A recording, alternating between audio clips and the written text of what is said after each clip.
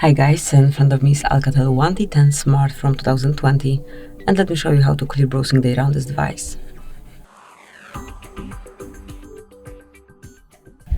At first, open the browser that you're using, tap on More icon then, and select History.